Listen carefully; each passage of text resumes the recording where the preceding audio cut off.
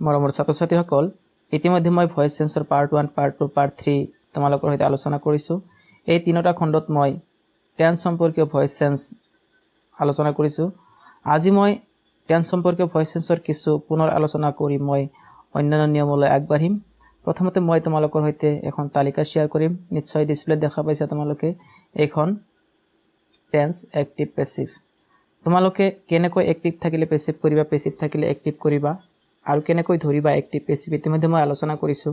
Subject object কি কৰিব লাগে গোটেইখিনি মই কি আলোচনা কৰিছোঁ ইতিমধ্যে, হয়নে? তো আজি মই ইয়াতে চোৱা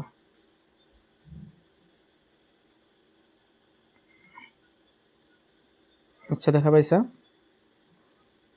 এয়া প্ৰথম চোৱা, এইটো কি সিম্পল প্ৰেজেন্টৰ বাক্য। আই ৰাইট এ লেটাৰ। কি কৰিব লাগে? সাবজেক্ট অবজেক্ট এইবিলাক মই আজি আৰু নকওঁ ইয়াত, হয়নে? সাবজেক্ট টু অবজেক্ট কৰিব লাগে। ইতিমধ্যে মই আগৰ তিনিটা খণ্ডতে মই এই বিষয়ে ডিটেইলছ আলোচনা কৰিছোঁ। যিসকলে মোৰ চেনেলত নতুন তোমালোকে আগৰ ভিডিঅ'বোৰ চাই ল'বা, নিশ্চয় বুজিবলৈ সহজ হ'ব, এইখিনি বুজাত সহজ হ'ব। ইয়াতে চোৱা কি কৰিছোঁ, সাবজেক্ট অবজেক্ট কৰিলোঁ, তাৰপিছত বি ভাৰ্ব ল'লোঁ, হয়নে? তাৰপিছত V3 কৰিব লাগে, মানে কি পাষ্ট পাৰ্টিচিপল কৰিব লাগে। ইয়াতে চোৱা আই এম, ইয়াত কণ্টিনিউয়াছৰ I am writing a letter, I am writing a letter continuous, হয়নে? কণ্টিনিউয়াছত কি ল'ব লাগে? বি ভাৰ্বৰ পিছত বিং ল'ব লাগে। বিঙৰ পিছত কি কৰিব লাগে? আমাৰ V3 কৰিব লাগে। মই আগতেও কৈছোঁ যে কি যিকোনো পেসিভ ভয়েসত V3 মেণ্ডেটৰী, হয়নে? মানে পাষ্ট পাৰ্টিচিপল ফৰ্মটো থাকিব লাগিব। তো যদি কণ্টিনিউয়াছ হয় ING থকা বাক্য থাকিলে আমি কি কৰিব লাগিব? বিঙৰ পিছত আমি V3 কৰিব লাগিব। যদি পেসিভত এইটো যদি দিয়া থাকে, চাব লাগিব যে বিং আছে, বিঙৰ আগত কি আছে? প্ৰেজেন্ট টেন্সৰ বি ভাৰ্ব আছে। সো এইটো বুজিব লাগিব যে কি প্ৰেজেন্ট কণ্টিনিউয়াছ, সেইমতে আমি চিনি পাব লাগিব। নেক্সট চোৱা I wrote a letter. I wrote a letter, ইয়াত সিম্পল পাষ্ট, ইয়াত কিয় সিম্পল পাষ্ট? ইয়াৰ যিটো ভাৰ্ব V2, হয়নে? V2 subject plus V2 plus object, এইটো কি কৰিব লাগে? যেহেতু ইয়াত V2 আছে, আমি কি সাবজেক্ট টু অবজেক্ট কৰিব লাগিব। এই লেটাৰ প্ৰথমতে লিখিলোঁ, তাৰপিছত কি কৰিব লাগিব? আমি পাষ্ট টেন্সৰ বি ভাৰ্বৰ সহায় ল'ব লাগিব। পাষ্ট টেন্সৰ বি ভাৰ্ব, ইয়াত এ লেটাৰ আছে, ওয়াজ হ'ব ল'ব লাগিব। ওয়াজ বা ওৱেৰ, সিঙ্গুলাৰ থাকিলে ওয়াজ, প্লুৰাল থাকিলে ওৱেৰ, হয়নে? তো ইয়াত এ লেটাৰ সিঙ্গুলাৰ, সো মই ওয়াজৰ সহায় ল'লোঁ। তাৰপিছত কি ল'ব লাগিব? বি ভাৰ্ব, ভাৰ্বৰ V3 অৰ্থাৎ পাষ্ট পাৰ্টিচিপল ফৰ্ম। তো এনেকুৱাকৈ আকৌ চাব লাগিব, ইয়াত ওয়াজ ৰিটেন যদি থাকে পেসিভ ভয়েস, যদি এইটো পৰীক্ষাত দিয়া থাকে, হয়নে? আমি এইটো কৰিব লাগিব, ওয়াজ ৰিটেন অৰ্থাৎ আমাৰ কি বি ভাৰ্বৰ পাষ্ট ফৰ্মৰ পিছত V3 আছে। বুজি পাব লাগিব এইটো কি যিটো ভাৰ্ব এইটো পাষ্ট টেন্সত লিখিব লাগিব, সাবজেক্ট টু অবজেক্ট কৰিব লাগিব, অৰ্থাৎ এইটো দিয়া থাকিলে এইটো কৰিব লাগিব, হয়নে? ইতিমধ্যে মই এইখিনি ডিটেইলছ আলোচনা কৰিছোঁ। জাষ্ট মই সামাৰি ৱাইজ তোমালোকক অলপ অলপকৈ কৈ দি আছোঁ কেনেকৈ তোমালোকে ধৰিবা। ধৰি লোৱা এইটো আহিলে, এইটো চাব লাগিব যে কি আছে? ওয়াজ বিং আছে। বিং আছে মানে কি? কণ্টিনিউয়াছ। বিং আছে মানে কণ্টিনিউয়াছ। কোন কণ্টিনিউয়াছ? ওয়াজ আছে মানে পাষ্ট টেন্সৰ বি ভাৰ্ব আছে, মানে কি পাষ্ট কণ্টিনিউয়াছ। বুজি পাব লাগিব এইটো কি পাষ্ট কণ্টিনিউয়াছৰ পেসিভ ভয়েস। তো আমি পাষ্ট কণ্টিনিউয়াছৰ এক্টিভ ভয়েস আমি লিখিব পাৰিম ইয়াৰ পৰা, হয়নে? তো চোৱা ইয়াতে লিখিব পৰা যাব ৰিটেন, ইয়াতে বাকীখিনি আছে হা, এইখিনি নুঠিল, ইয়াতে হিডেন হৈ আছে, মনত ৰাখিবা। ৰিটেন বাই মি, ইয়াতে উজ্জ হৈ আছে, বাকীখিনি মই এইখিনি উঠা নাই, এইখিনি আছে হা। মই এইখিনি জাষ্ট মই তোমালোকক শিকাই দিছোঁ। চোৱা হেজ বিন আছে। হেজ বিন মানে কি? বিনৰ পিছত V3 আছে, এইটো বুজি পাব লাগিব পাৰফেক্ট। বিনৰ পিছত যদি V3 আছে, পাৰফেক্ট টেন্সৰ পেসিভ ভয়েস। তো আমি কি কৰিব লাগিব? বিন উঠাই দিব লাগিব, সাবজেক্ট টু অবজেক্ট কৰিব লাগিব, এইবিলাক সব কৰিব লাগিব। তো ইয়াত চোৱা কোন পাৰফেক্ট? হেজ আছে। হেজ যদি প্ৰেজেন্ট টেন্সৰ হেভ ভাৰ্ব তিনিটা আছিল ন, হেভ, হেজ আৰু হেড, ইয়াতে হেভ আৰু হেজ যদি থাকে আমি কি বুজি পাব লাগিব? সেইটো প্ৰেজেন্ট পাৰফেক্ট। গতিকে আমি প্ৰেজেন্ট পাৰফেক্টত আমি কনভাৰ্ট কৰিব লাগিব। ইয়াতে চোৱা কি আছে? হেড আছে। হেড বিন, হেড বিন, বিনৰ পিছত V3 অৰ্থাৎ এইটো কি পেসিভ ভয়েস। কিহৰ পেসিভ ভয়েস?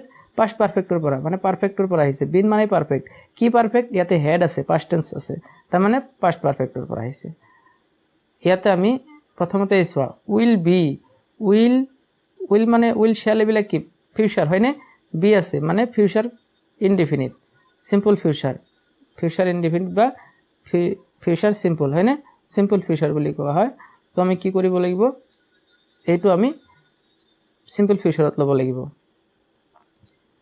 ইয়াতে গোটেইখিনি বাই মি হা, ইয়াতে এইখিনি উঠা নাই, বাই মি আছিল, মনত ৰাখিবা।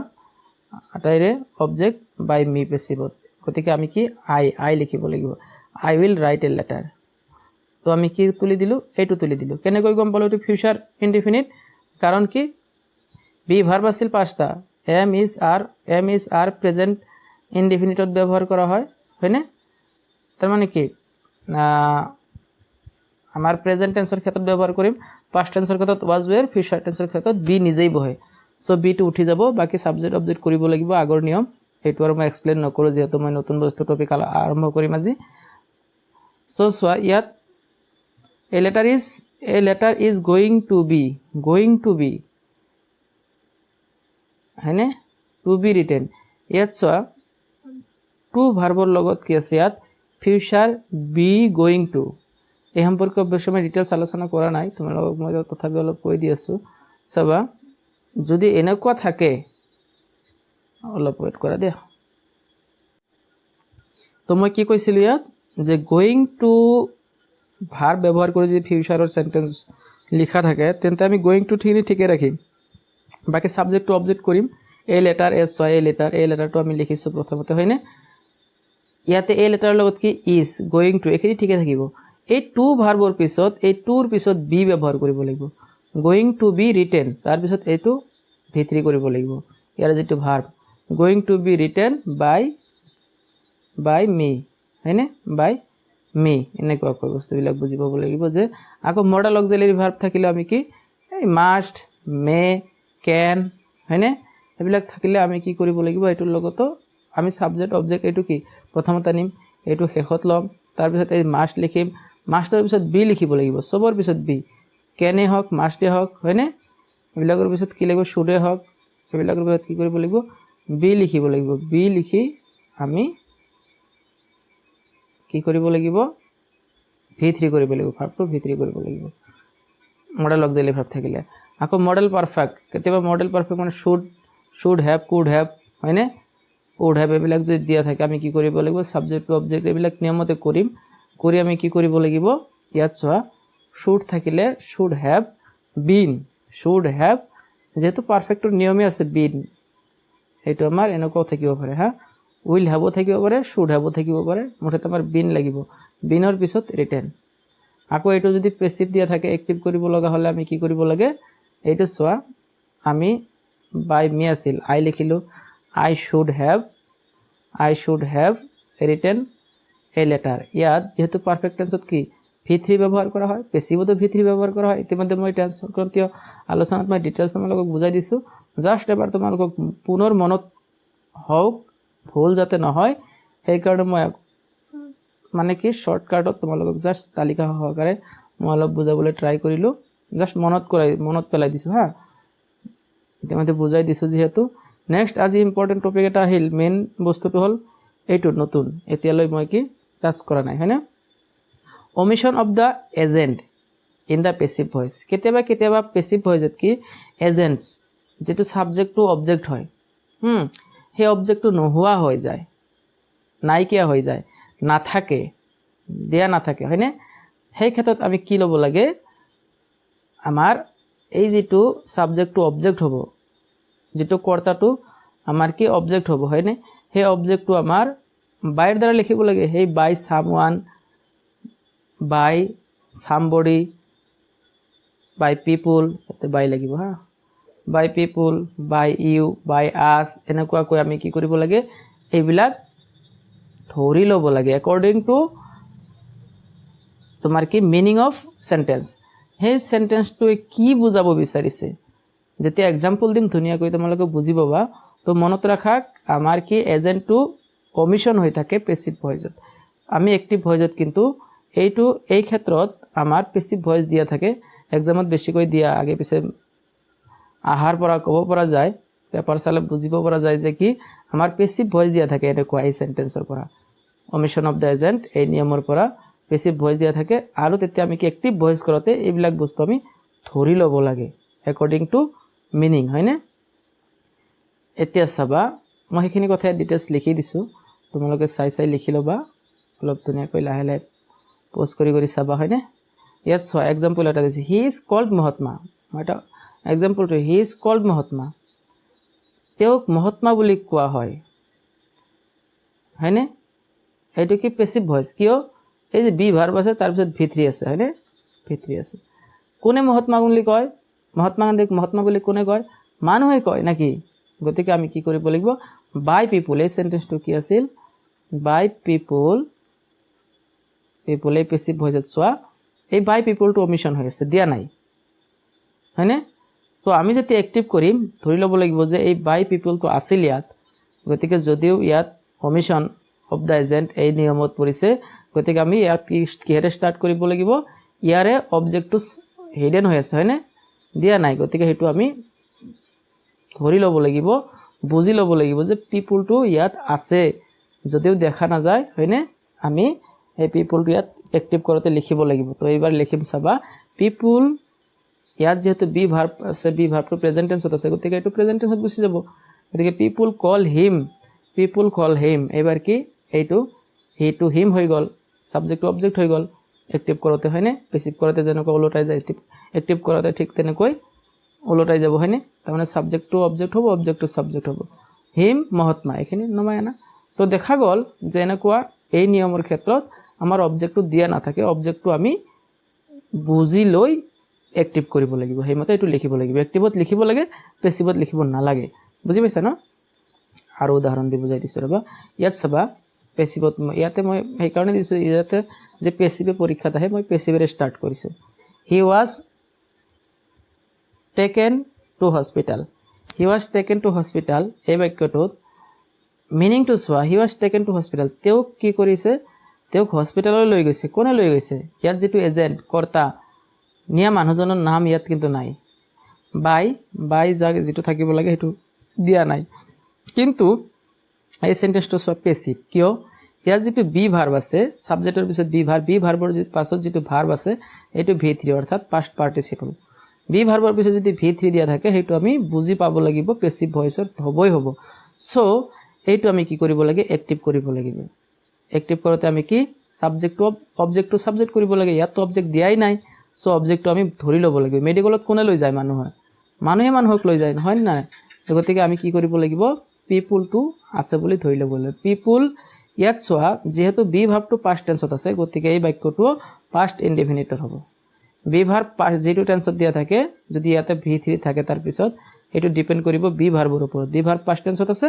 সো বাক্যটো আমি পাস্ট টেন্সত লিখিব লাগিব অৰ্থাৎ যেটো ভাৰ্ব দিয়া আছে মেইন ভাৰ্ব হেতু আমি V2 কৰিব লাগিব কি কৰিব লাগিব V2 অৰ্থাৎ পাস্ট টেন্সৰ ভাৰ্বত লিখিব লাগিব পিপল টুক এবাৰ তো কি উঠি যাব হয়নে এইটো উঠাই দিয়া পিপল টুক এটো চাই তো টুক কৰিলো না পিপল টুক হিম এটো অবজেক্ট সাবজেক্ট টু অবজেক্ট কৰি দিয়া বাকিখিনি লিখি দিয়া তো এনেকুৱাকৈ আমি অমিশন অফ দা এজেন্টৰ ৰুলটো মনত ৰাখিব লাগিব যে ইয়াত অবজেক্টটো পেসিভ ভয়েসত অবজেক্ট নালাগে অবজেক্টটো লিখিব নালাগে কিন্তু এক্টিভত হেতু আমি লিখিব লাগে এই কথাটো মনত ৰাখা নেক্সট আৰু এটা एग्जांपल মই দিছো he was invited to the meeting তেওঁক ইনভাইটেড কৰা হৈছে মিটিংত কোনে তেওঁক ইনভাইটেড কৰিছে এই ইনভাইটেড কৰা মানুহজনৰ নাম কিন্তু ইয়াত বাই দিয়া নাই হয়নে এই যে বাই ইনভাইটেড কোনে কাক কৰে মানুহে মানুহক ইনভাইটেড কৰে হয়নে সো আমি এই যে বাই পিপল বা যিকোনো মানুহৰ নাম যেটো ইয়াতে দিয়া নাই গতিকে আমি কাৰ নাম দিম গতিকে আমি কাৰো নাম দিব নোৱাৰো আমি পিপল দিব লাগিব সো আমি কিহেৰে স্টাৰ্ট কৰিম ইয়াৰ অবজেক্টটো হিডেন হৈ আছে এটো হল পিপলটোক আমি লৈ আহিলো প্ৰথমতে লিখিলো পিপল ইনভাইটেড এবাৰ চোৱা পাস্ট টেন্সত কাৰণ এটো বি ভার্ব পাস্ট টেন্সত আছে এটো পাস্ট টেন্সত হ'ব পিপল ইনভাইটেড হিম এটো সাবজেক্ট টু অবজেক্ট হৈ গল হয়নে ভাৰ্বৰ পিছতে আমি অবজেক্ট লিখিব লাগে people invited him to the meeting এখিনি লিখি গল এতিয়া এনেকুৱা বাক্য যদি তুমি দেখা পোৱা যে কি অবজেক্টটো নাথাকে অবজেক্টটো দিয়া নাই তেতিয়া তুমি অবজেক্টটো ইয়াতে দি লবা পেপাৰত লিখি লবা বাই তুমি যেটো জি বুলি ভাবিছা সামওয়ান সামবডি পিপল হয়নে বাক্যটোৰ ওপৰত নিৰ্ভৰ কৰি যেটো খাটে তুমি পিপল থাকিলে পিপল দি লবা দি লোৱাৰ পিছত তুমি পেপাৰ এটো ধৰা পেপাৰ তাৰ পিছত তুমি সেই পিপলটো তুমি আনসাৰ বহিত লিখি ললা এনেকুৱা হয়নে তাৰ পিছত কোনটো ৰুলত পৰিলে যেহেতু বি ভার্বটো পাস্ট টেন্সত গতিকে এটো পাস্ট টেন্সত লিখিব লাগিব ভার্বটো মানে V2 কৰিব লাগিব V2 কৰিলা তাৰ পিছত অবজেক্ট সাবজেক্ট টু অবজেক্ট কৰিব লাগিব কৰিলা বাকিখিনি যি আছে এটো লিখি দিলা এনেকুৱাকৈ পেপাৰত লিখি লবা তেতিয়া সহজ হ'ব এনেকৈ বাকি বিলাকো দি দিছো তুমি চাই লবা ইয়াতে চোৱা আৰু এটা एग्जांपल দিছো পেসিভত দিছে the dead body was remove from the street. Dead বডিটো গুচাই দিয়া হ'ল, আঁতৰাই দিয়া হ'ল। কোনে আঁতৰাই দিলে? নিশ্চয় চামবডি দিলে, চামৱান দিলে। গতিকে আমি কি ইয়াত বাই চামৱান মই লিখি ল'লোঁ আগত। এইবাৰ এই যে বাই চামৱান মানে চামৱান বাইটো উঠিয়ে যায়, এই চামৱানটো মই লিখি ল'লোঁ। এইবাৰ চামৱান দিয়া নাই, মই পেপাৰত দিলোঁ, এইটো ধৰি লৈছোঁ মই পেপাৰ, হয়নে? কুৱেশ্যনত মই দি ল'লোঁ। এইবাৰ লিখাৰ কাৰণে, বুজি পোৱাৰ কাৰণে মই কুৱেশ্যনত দি লৈছোঁ। এইবাৰ কি কৰিম? চামৱান লিখিলোঁ। দেখিলোঁ ডেড বডি এইটো ছাবজেক্ট আছিল, যিটো বি ভাৰ্ব আছে was, B ভাৰ্বটো past tense. B ভাৰ্বটো past tense হ'লে আমাৰ যিটো এক্টিভ কৰিব লাগিব সেইটোৰ ভাৰ্বটো পাষ্ট টেন্সত থাকি যাব। অৰ্থাৎ someone removed the dead body. এতিয়া এবাৰ কি হ'ল? এইটো ছাবজেক্টটো অবজেক্ট হৈ গ'ল, দ্য ডেড বডি। বাকী from the state same position, same place, তেনেকুৱাকৈ নামি আহিব। তো নিশ্চয় বুজি পালা। এনেকুৱাকৈ ব্ৰিজৰ ক্ষেত্ৰত দিছোঁ। The bridge was completed in record time. ব্ৰিজটো কমপ্লিট কৰা হৈছে নিৰ্ধাৰিত সময়ত। কোনে কমপ্লিট কৰিছে? নিশ্চয় বনোৱাসকলে কৰিছে, ৱৰ্কাৰে কৰিছে। চ' মই বাই ৱৰ্কাৰটো মই কি মোৰ পেপাৰত, এইটো ধৰক কুৱেশ্যনত আহিছে বাই ৱৰ্কাৰ, ইয়াত যিটো মই বুজি পালোঁ সেইটো মই লিখি ল'লোঁ। বাই ৱৰ্কাৰটো তুমি এইবাৰ কি কৰা? এইটো অবজেক্ট হৈ আছিল না, ছাবজেক্ট কৰি দিয়া বাই দ্য ৱৰ্কাৰ, হয়নে? The workers completed the bridge. ইয়াত কিয় কমপ্লিটেড কৰিলোঁ? ভিটো কৰিলোঁ কাৰণ ইয়াত ৱাজ আছে। ৱাজ থকাৰ লগে লগে আমি পাষ্ট টেন্সৰ ভাৰ্ব লিখিব লাগিব। Completed the bridge in the record time. বাকীখিনি একে। এইবাৰ কি? এই ছাবজেক্টটো অবজেক্ট হ'ল। ছাবজেক্টটো অবজেক্ট পেচিভ কৰোঁতেও হ'ব, এক্টিভ কৰোঁতেও হ'ব। কেৱল পেচিভ কৰোঁতে কি কিছু কিছু বাঢ়ি যাব আৰু এক্টিভ কৰোঁতে সেই বস্তুবিলাক কমি যাব, সেই কথাটো মনত ৰাখিব লাগিব। কিন্তু এই ৰুলত যিহেতু অবজেক্টটো দিয়া নাথাকে, অবজেক্টটো আমি বিচাৰি উলিয়াব লাগিব, নিজে বুজি পাই লিখিব লাগিব। এইটোহে কমিশ্যন অফ দ্য এজেণ্টৰ মেইন নিয়ম। এই কথাটো নিশ্চয় বুজি পালা। বাকী এইবিলাকো চাই ল'বা। People call the rose in the queen of the flowers, এইটো আহিলে এনেকৈ কৰিব লাগিব, হয়নে? যদি এনেকুৱা থাকে, এনেকুৱা বস্তুবিলাক আমি এইখিনি এক্টিভত পেচিভত চোৱা দিয়া নাথাকে, হয়নে? তাৰপিছত দ্য ৰ'জ, এইটো দ্য ৰ'জ হ'ল অবজেক্ট। এই ভাৰ্বৰ পিছত অবজেক্ট থাকে, হয়নে? এইটো তুমি দ্য ৰ'জ লিখিলা। ইজ পেচিভ কৰি আছোঁ এইবাৰ, হা। ইজ বি ভাৰ্বৰ সহায় ল'লা। Is called the queen, call the queen of flowers, call the queen of flowers. এবাৰ এই বাই দ্য পিপুল মই নিলিখিলোঁ, এনেকুৱাকৈ লিখিব নালাগে, এইটো নিয়মত। তো নিশ্চয় বুজি পালা এইখিনি ক্ষেত্ৰত। এনেকুৱাকৈ মই বহুত দিছোঁ, হা। এইবিলাক তোমালোকে মই লাহে লাহে টানি আছোঁ। এনেকুৱাকৈ ধুনীয়াকৈ তোমালোকে পোষ্ট কৰি কৰি লিখি যাবা, হা। ইয়াৰ পৰাই এক্সামত আহিব। নিশ্চয় বুজি পালা। মই আৰু কেইটামান মই এতিয়া বেলেগ নিয়মৰ দিম তোমালোকক, সেইটো চাবা। এইটো এটা নিয়মত চোৱা, এইটো এটা নতুন নিয়ম। Himself, herself, itself, themselves, ourselves, এইবিলাক হ'ল ৰিফ্লেক্সিভ অবজেক্ট বুলি কোৱা হয়। এই ৰিফ্লেক্সিভ অবজেক্টৰ ক্ষেত্ৰত পেচিভ ভইচ আৰু এক্টিভ ভইচত একেই থাকে। অৰ্থাৎ যিটোত ইয়াত ছাবজেক্ট আৰু অবজেক্ট একেই থাকে, অবজেক্ট কেতিয়াও চেঞ্জ নহয়, হা। পজিশ্যন চেঞ্জ নহয়, কেৱল আমাৰ নিয়ম মতে বি ভাৰ্ব বহাব লাগে, বাই বহাব লাগে, চব বহাই যাম, কিন্তু ইয়াত কোনো ধৰণৰ চেঞ্জ নহয়। এক্সাম্পল দিলে ধুনীয়াকৈ বুজি পাবা। ইয়াতে চোৱা পেচিভ ভইচ, মই সেইকাৰণে গঠনটো এটাই লিখিছোঁ ইয়াত। ছাবজেক্ট পেচিভ ভইচত যদি তুমি এনেকুৱা থাকে, এক্টিভ ভইচত যদি এইবিলাক থাকে, এইবিলাক দিয়া থাকে, ইয়াৰে যিকোনো এটা দিয়া থাকে, হয়নে? তেতিয়াহ'লে আমি কি কৰিম? ইয়াৰে যিকোনো এটা দিয়া থাকিলে আমি পেচিভ কৰোঁতে ছাবজেক্টটো যিটো আছে সেইটোৱে লিখিম। তাৰপিছত বি ভাৰ্ব এটা ল'ম। ইয়াত কি বহাব লাগিব? বি ভাৰ্ব এটা বাঢ়ি যাব আৰু V3 কৰিব লাগিব। যিহতে নাথাকক কিয় ভাৰ্বটো V3 কৰিব লাগিব, বাই এটা বহাব লাগিব। আৰু কি এই যিটো ৰিফ্লেক্সিভ অবজেক্ট, অৰ্থাৎ এইবিলাক যিটো দিয়া আছে ইয়াত সেইটোৱে থাকি যাব, আল্টিমেটলি চেঞ্জ নহয় ইয়াত। এক্সাম্পল চাবা, এক্টিভত দিয়া আছে হি শ্বট হিমছেল্ফ, হি শ্বট হিমছেল্ফ, সি নিজে নিজেই গুলি কৰি মানে কি মৰিছে, শ্বট হৈছে, হয়নে? এনেকুৱাকৈ এই শ্বটৰ ক্ষেত্ৰত তুমি কি ল'ব পাৰা? এই হিটো হিয়ে লিখিলা। এবাৰ চোৱা এইটো পাষ্ট টেন্সৰ ভাৰ্ব নে? পাষ্ট টেন্সৰ বি ভাৰ্ব, এই পাষ্ট টেন্সৰ মেইন ভাৰ্ব। কাৰণ চোৱা যদি এইটো প্ৰেজেণ্ট টেন্সৰ হ'ল হয়, ইয়াৰ লগত কি হ'ল হয়? এছ বাই এছ থাকিলেহেঁতেন, হয়নে? গতিকে এছ বাই এছ নাই, আমি বুজি পাব লাগিব যে এইটো পাষ্ট টেন্সৰ হয়। পাষ্ট টেন্সৰ লগে লগে আমি কিহৰ সহায় ল'ম? বি ভাৰ্ব, ৱাজ বা ৱেৰ সহায় ল'ম। হি আছে, গতিকে আমি ৱাজৰ সহায় ল'ম। ক'ত ৱাজ ক'ত ৱেৰ ব্যৱহাৰ কৰিব লাগে মই অলৰেডি আগৰ ভিডিঅ'ত এক্সপ্লেইন কৰিছোঁ, তোমালোকক দেখুৱাই দিছোঁ, বুজাই দিছোঁ, এইবিলাক চাই ল'বা, নিশ্চয় বুজি পাবা, হা। তো হি ৱাজ, এইবাৰ চোৱা এইটো কি V3, V1, V2 একে, হয়নে? V3 এইবাৰ এইটোৱে V3 কৰিলোঁ শ্বৰ্ট। এইবাৰ কি হয়? এইটো বাই মাজতে ভাৰ্বৰ পিছত এটা বাই বঢ়াব লাগিব এই বাই এই যে সূত্ৰৰ বাই সূত্ৰটো মই লিখি দিছোঁ চোৱা একদম মিলি গৈছে ইয়াত চোৱা সাবজেক্ট হৈছে বি ভাৰ্ব এটা লিখিছোঁ বি ভাৰ্ব লিখিছোঁ মাজত হয়নে এবাৰ এইটো v3 হৈছে যেটো আছে সেইটো মই চোৱা এইটো কি v3 হৈ গৈছে এবাৰ কি লিখিব লাগিব বাই লিখিব লাগিব মই বাই লিখিছোঁ এবাৰ কি কৰিব লাগিব এই হিমসেল্ফ টু হিমসেল্ফে থাকি যাব এইটো হল তোমাৰ ৰিফ্লেক্সিভ অবজেক্টৰ ক্ষেত্ৰত এনেকুৱা কৈ লিখিব লাগে একেবাৰে সহজ অলপমান মনোযোগ দিয়া নিশ্চয় বুজি পাবা যে আমাৰ কি সাবজেক্ট আৰু ভাৰ্বৰ মাজত আমাৰ কি বি ভাৰ্ব বহাব লাগে এনেকুৱা বি ভাৰ্ব এটা বহাইছো আৰু কি কৰিব লাগে ভাৰ্বটো v3 কৰিব লাগে পাষ্ট পাৰ্টিসিপল ফৰ্ম কৰিব লাগে আৰু অবজেক্টৰ মাজত বাই লিখিব লাগে আৰু যেটো অবজেক্ট আছে সেইটোৱে হুবহু লিখি দিব লাগে এইটো হল ৰিফ্লেক্সিভ অবজেক্টৰ ক্ষেত্ৰত ভয়েস চেঞ্জৰ নিয়ম নিশ্চয় মই আৰু এটা एग्जांपल দিছো বুজি পাবা দে হেল্প देमसेल्फ তাৰ মানে কি দে देमसेल्फ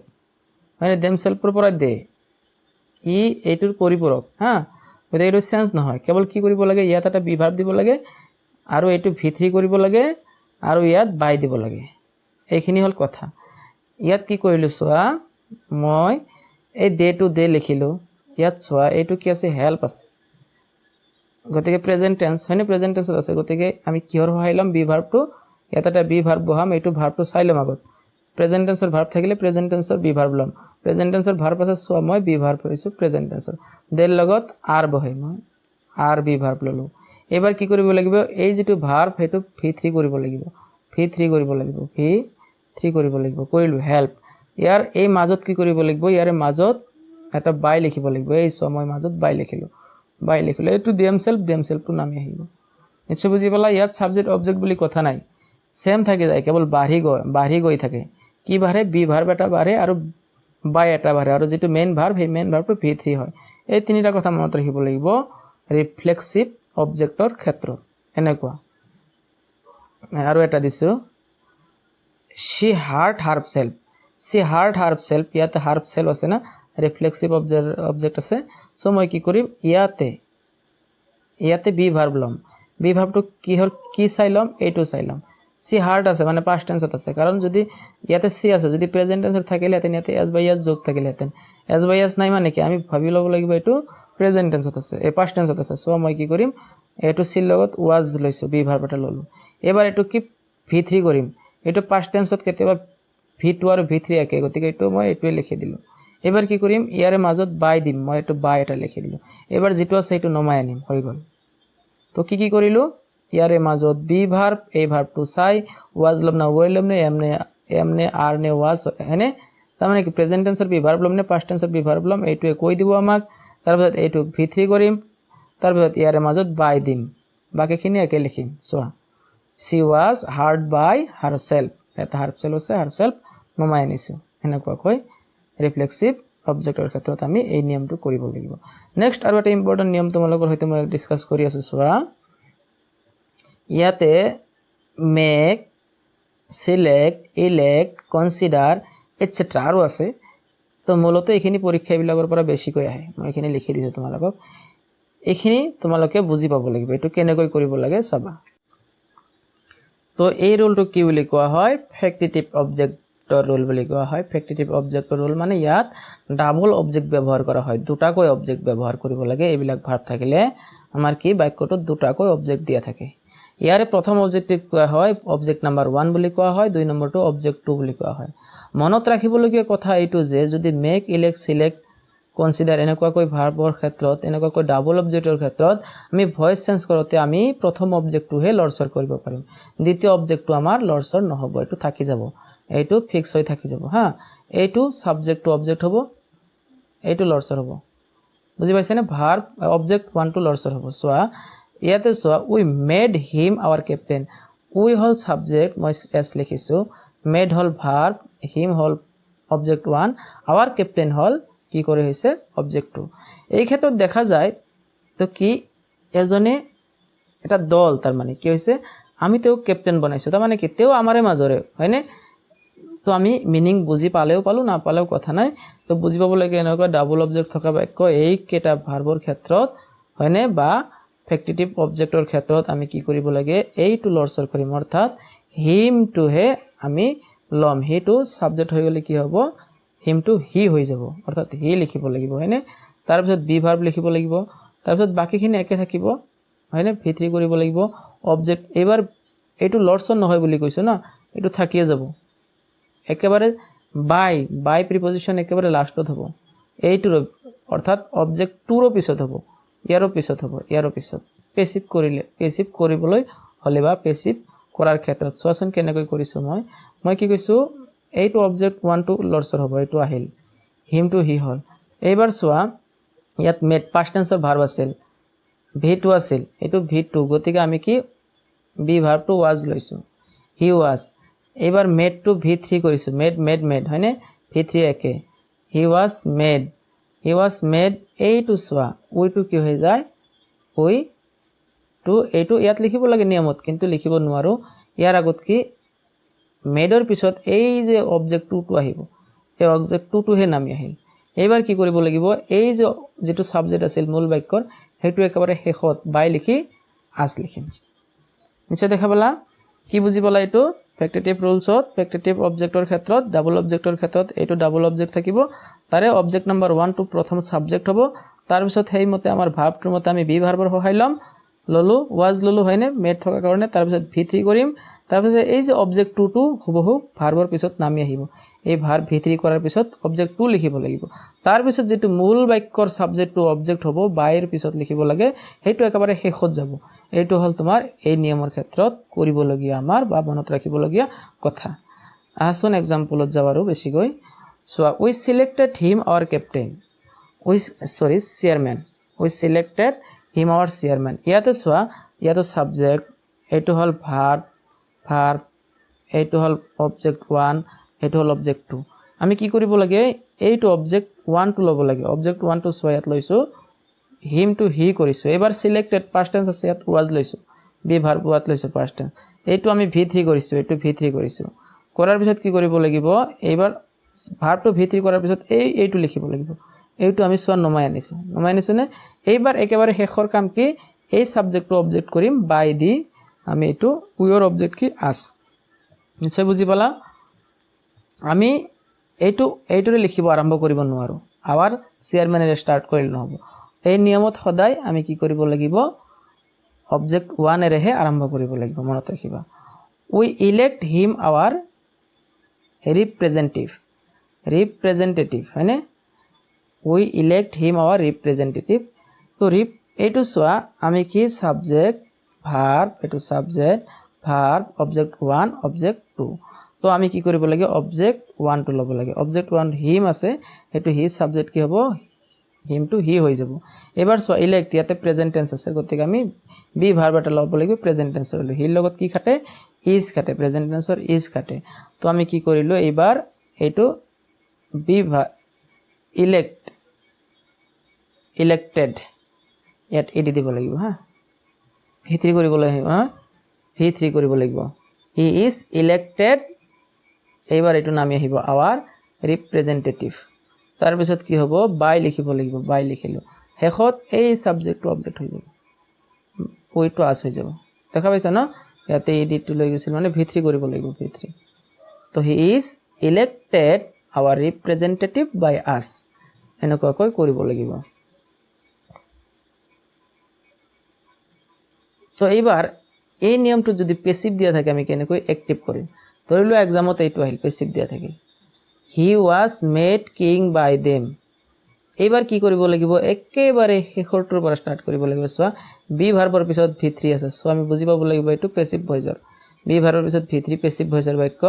বি ভাৰ্বটো কিহত আছে, পাষ্ট টেন্সত আছে, এইটো পাষ্ট টেন্সৰ পেচিভ ভইচৰ বাক্য। তো আমি কি কৰিব লাগিব, পাষ্ট টেন্সলৈ লৈ যাব লাগিব। এই যে এজেণ্টটো কি, বাই দেম, এইটোহে ছাবজেক্টটো অবজেক্ট হৈছিল, এই অবজেক্টটো এইবাৰ ছাবজেক্ট কৰিম, দেম ছাবজেক্ট কি দে। এইবাৰ কি কৰিব লাগিব, বি ভাৰ্ব তুলি দিব লাগিব, বি ভাৰ্ব পাষ্ট টেন্সৰ, গতিকে এইটো পাষ্ট টেন্সতে থাকি যাব, দে মেড। এইবাৰ কি কৰিব লাগিব, এই যে যিটো অবজেক্টটো, সেইটো আমাৰ এনেকুৱাকৈ নামি আহিব হয়নে।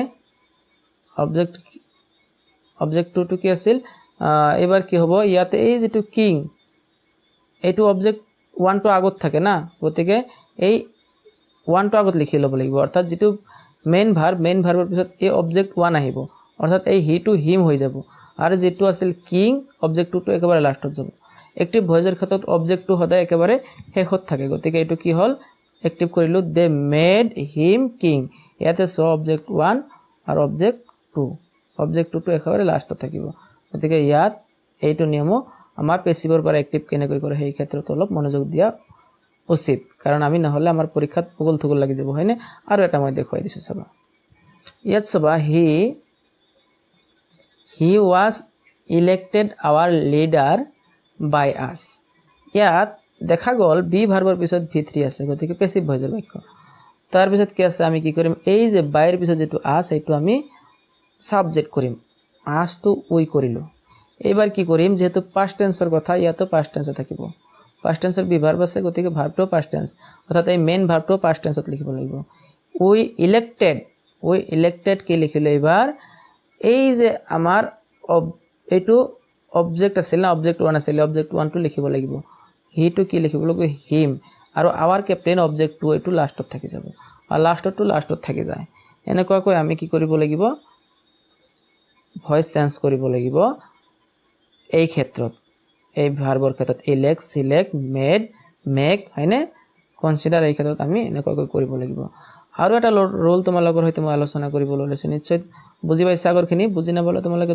দুই এবাৰ মনোযোগৰে চাবা নিশ্চয় ৰিপিট কৰি কৰি চাবা বুজি পাবাই পাবা হা নেক্সট আছে তোমাৰ ৰোল নিয়ম এটা আছে 1 আৰু 1 যদি বাক্যত দিয়া থাকে 1 আৰু 1 এটা 1 এ উই বুজায় আৰু এটা 1 এ কি বুজায় আৱাৰ মানে এইটোৰ লগত এইটো সম্পৰ্ক থাকে হা যেনেকুৱা ওপৰৰ বিলাক আছিল ইটসেলফ হাৰ্ড সেলফ হয়নে ঠিক তেনেকুৱাই প্ৰায় চালে এনেকুৱা থাকিলে অৰ্থাৎ মনত ৰাখা যদি বাক্যত 1 আৰু 1 দিয়া থাকে এই ক্ষেত্ৰত যদি ভয়েস চেঞ্জ কৰিব দিয়ে কি নিয়ম তো ইয়াত সবা বাক্যটো এটা সেন্টেন্স দিয়া আছে one should keep one's promise আমাৰ কি এইটো আসল কথা ওয়ান্স টু বুজাইছে